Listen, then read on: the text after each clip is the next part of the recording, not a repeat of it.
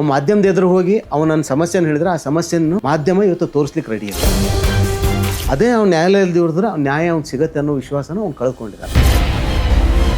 ಇದು ಡೆಮೋಕ್ರಸಿಯಲ್ಲೇ ನಡೀತಾ ಇದೆ, ಡೆಮೋಕ್ರಸಿಯನ್ನೇ ಬಳಸ್ಕೊಂಡು ನಡೀತಾ ಇದೆ. ಮೆಜಾರಿಟಿ ಆಟ ಆಡ್ತಾ ಇದೆ. ಇದು ತುಂಬ ಡೇಂಜರಸ್. ಇದೇ ಆಟವನ್ನು ಹಿಟ್ಲರ್ ಆಡಿದ್ರು. ಅವರು ಡೆಮೋಕ್ರೆಟಿಕ್ ಆಗಿ ಆಯ್ಕೆ ಆಗಿ ಬಂದಿದ್ರು. ಅದಾದ್ಮೇಲೆ ಡಿಕ್ಟೇಟರ್ ಆಗಿದ್ದವರು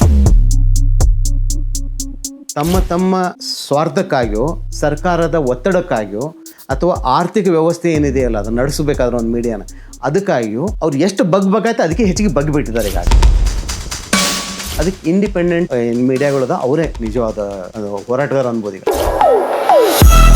ಇದು ಒಂಥರ ಎರಡನೇ ಸ್ವತಂತ್ರ ಸಂಗ್ರಾಮ ಅಂತ ಹೇಳ್ಬೋದು. ಈಗ ನಾವು ಥರ ಮಾಹಿತಿಯನ್ನು ಎಲ್ಲರಿಗೂ ತಲುಪಿಸಿ ಒಂದು ವ್ಯವಸ್ಥೆ ರೂಪಿಸೋ ಕೆಲಸವನ್ನು ಮಾಡಬೇಕಾಯ್ತು. ಆ ಮಾಧ್ಯಮಗಳು ಅದನ್ನು ಮಾಡ್ತಾ ಇಲ್ಲ. ಅವ್ರು ಆಗಲೇ ಸರ್ಕಾರ ಜೊತೆ ಕೈ ಜೋಡಿಸ್ಬಿಟ್ರೆ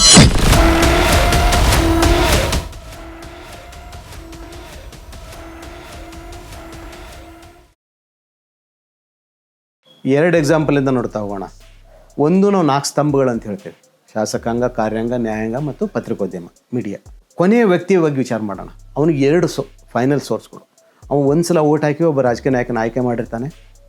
ಕಾರ್ಯಾಂಗ ಅದನ್ನ ಇಂಪ್ಲಿಮೆಂಟ್ ಮಾಡ್ತಿರುತ್ತೆ. ಅವನಿಗೇನಾದರೂ ಅನ್ಯಾಯ ಆದರೆ ಅವ್ನು ಸಿಗೋದು 2 ಸೋರ್ಸು. ಒಂದು ಅವ್ನು ಮಾಧ್ಯಮದ ಎದುರು ಹೋಗಬೇಕು, ಇಲ್ಲ ನ್ಯಾಯಾಲಯದ ಎದುರು ಹೋಗಬೇಕು. ಅವ್ನಿಗೆ ಅವು 2 ವಿಶ್ವಾಸಾರ್ಹತೆಯಿಂದ ಉಳಿಸ್ಕೊಂಡಿಲ್ಲ. ಅವ್ನು ಮಾಧ್ಯಮದ ಎದುರು ಹೋಗಿ ಅವನು ನನ್ನ ಸಮಸ್ಯೆನ ಹೇಳಿದ್ರೆ ಆ ಸಮಸ್ಯೆಯನ್ನು ಮಾಧ್ಯಮ ಇವತ್ತು ತೋರಿಸ್ಲಿಕ್ಕೆ ರೆಡಿ ಇಲ್ಲ. ಒಂದು ಅದೇ ಅವ್ನು ನ್ಯಾಯಾಲಯದಲ್ಲಿ ಇಳಿದ್ರೆ ನ್ಯಾಯ ಅವ್ನು ಸಿಗತ್ತೆ ಅನ್ನೋ ವಿಶ್ವಾಸನ ಅವ್ನು ಕಳ್ಕೊಂಡಿದ್ದಾನೆ. ಅದಕ್ಕೆ ನಮ್ಮ ಈ ಟೋಟಲ್ ಸಿಸ್ಟಮೇ ಕಾಣಿಸುತ್ತೆ.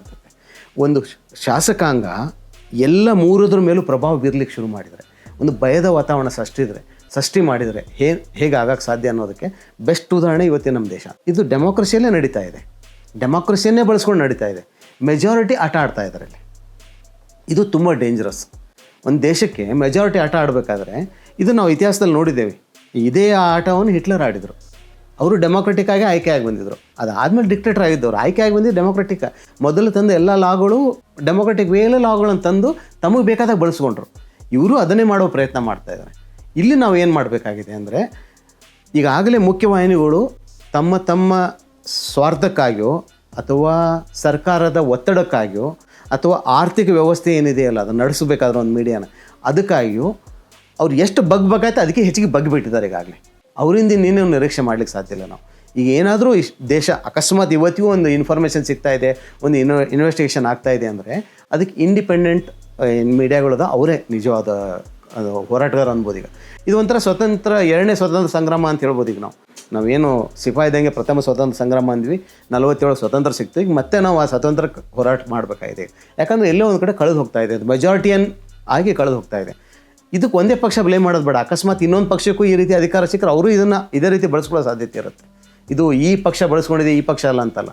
ಈ ರೀತಿ ಯಾರೋ ಬಳಸ್ಕೊಂಡ್ರು ಅದನ್ನು ನಾವು ಎಚ್ಚೆತ್ಕೊಂಡು ಅದ್ರ ವಿರುದ್ಧ ಒಂದು ಏನಂತಾರ ಮಾಹಿತಿಯನ್ನು ಎಲ್ಲರಿಗೂ ತಲುಪಿಸಿ ಒಂದು ವ್ಯವಸ್ಥೆಯನ್ನು ರೂಪಿಸೋ ಕೆಲಸವನ್ನು ಮಾಡಬೇಕಾಯಿತು. ಆ ಮಾಧ್ಯಮಗಳು ಅದನ್ನು ಮಾಡ್ತಾ ಇಲ್ಲ. ಅವರು ಆಗಲೇ ಸರ್ಕಾರ ಜೊತೆ ಕೈ ಜೋಡಿಸ್ಬಿಟ್ರೆ. ಬಟ್ ನಾವು ಒಂದು ಹೋಪ್ಸ್ ಇಟ್ಕೋಬೋದು, ಇಂಡಿಪೆಂಡೆಂಟ್ ಮೀಡಿಯಾಗಳು ಏನಿದಾವೋ ತುಂಬ ಅದ್ಭುತವಾದ ವರ್ಕ್ ಮಾಡ್ತಾ ಇದ್ದಾವೆ. ವೈರ್ ಇರ್ಬೋದು, ಸ್ಕ್ರೋಲ್ ಇರ್ಬೋದು, ನ್ಯೂಸ್ ಲಾಂಡ್ರಿ ಇರ್ಬೋದು, ಅಜಿತ್ ಅಂಜುಮ್ನವ್ರು ಅಥವಾ ರವೀಶ್ ಕುಮಾರ್ನಂತವ್ರು ಅಥವಾ ಕನ್ನಡದಲ್ಲಿ ಈ ದಿನ ತುಂಬ ಜನ ಮಾಡ್ತಾಯಿದ್ರು. ಅಂಥ ಪ್ರಯತ್ನವನ್ನು ನೀವು ಈಗ ಶುರು ಮಾಡಿದ್ರೆ ಈ ರೀತಿ ಇಂಡಿಪೆಂಡೆಂಟ್ ಮೀಡಿಯಾಗಳು ಏನು ಮಾಡ್ತಾ ಇದ್ದಾವೆ, ಇದಕ್ಕೆ ಜನ ಹೆಚ್ಚಿಗೆ ಸಪೋರ್ಟ್ ಮಾಡೋ ಮೂಲಕ ಒಂದು ಪತ್ರಿಕೋದ್ಯಮದ ಕೆಲಸ ಏನಿದೆ ಅವ್ರು ಪತ್ರಕರ್ತರು ಮಾಡಬೇಕು. ಸರ್ಕಾರ ಏನು ಮಾಡಬೇಕಾಗಿದೆ ಅದಕ್ಕೆ ಉತ್ತರ ಕೊಡೋ ಮೂಲಕ ನ್ಯಾಯಬದ್ಧವಾಗಿ ಅಥವಾ ಏನು ಅಕೌಂಟಬಿಲಿಟಿನ ತರುವ ಕೆಲಸವನ್ನು ಮಾಡಬೇಕು.